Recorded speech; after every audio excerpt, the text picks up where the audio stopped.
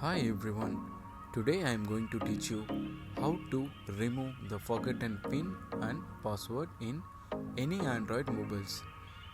I am having Samsung mobile right now.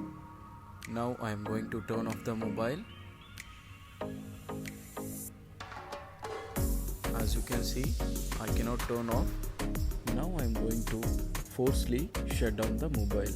So hold the volume down button and power button long press until the mobile turn off.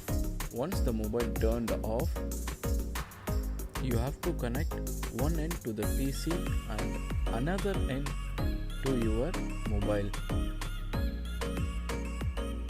Hold the volume up and power button together until you will see the Samsung Galaxy screen. Suddenly you will get the Android recovery screen, it will appear. So use the volume rocker button to up and down. Choose the option wipe data and factory reset. Tap the power button to OK.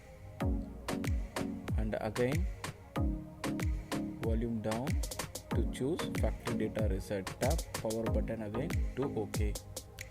And once it completed, reboot system. Now tap OK, and after few seconds the mobile is getting reboot and completely wipe out the data and media files in your mobile.